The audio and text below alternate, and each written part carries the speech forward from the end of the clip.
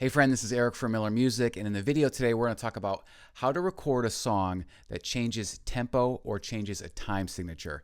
So what I mean by that is if your song changes tempos and it goes from 80 BPM to 128 BPM, or if it changes time signature, like so it goes from 3/4 to 4/4 time, we're going to talk about how to set that up inside of your DAW. All right, let's jump in. Okay, just to define our terms, a time signature tells you how many beats there are per measure. So most songs are in 4/4. There's the top number is 4, the bottom number is 4.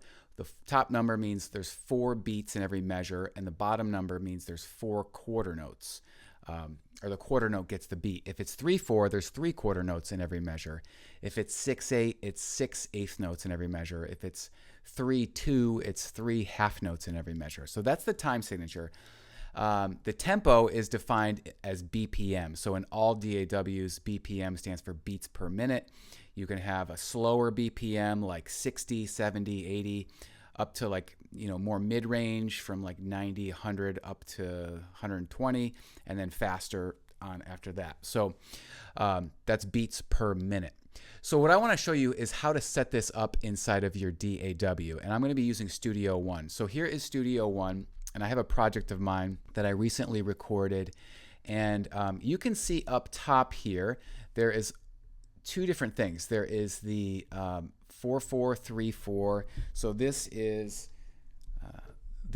your tempo track, or your time signature track rather, up here, and then down below is your tempo track. Just to show you how to set those up, you're going to click on this little global track view right here, and when you click on it, you can select signature or tempo. So I'm going to unclick that so it'll go away, and then tempo. So they're all gone now. But if I go to this global track view right up there, and then I click tempo, it's going to bring in my tempo track, which I've created.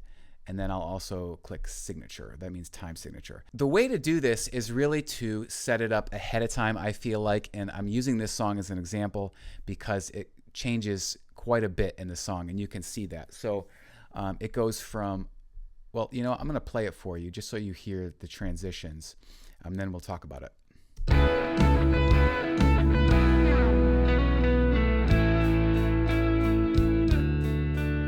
So that goes from 3/4 to 4/4 and also changes the BPM.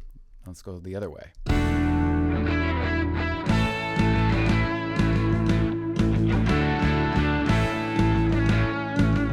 So it goes back to 4/4, and then at this point, and if I use the click track, you can hear the clicking. So let's go about halfway through here.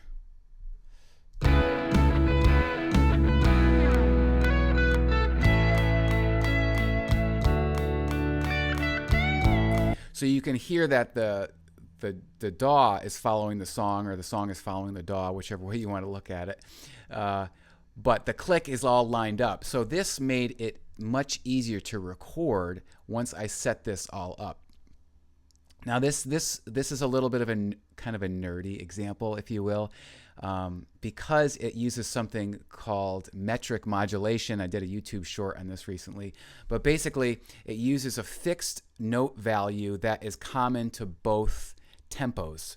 So in this song, it goes from 3/4 to 4/4, so it goes like 1, 2, 3, 4, 1, 2, 3, 4, and the half note triplet, so 1, 2, 3, 1, 2, 3 of the 4/4 time becomes the new tempo in 3/4. So let me mute everything out so you can hear this.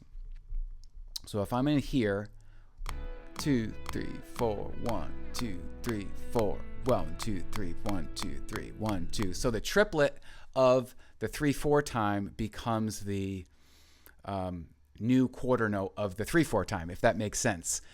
So I like to, when I'm changing tempo or changing, to change tempo, to use some sort of specific note value in mind, not just a random like, oh, I'm going to go from like 120 to 163, but have it be a specific tempo in mind. That way it's easier to transition, and actually is, I think, a little bit more musical when you're doing this. But when you are setting this up inside of your DAW, this is what I find to be the most helpful in terms of, you know, changing tempos, to do it ahead of time. Okay, so at this example at the end here, it slows down and I kind of gradually do the tempo. So it goes from 100 to 90 and you'll hear it. 2,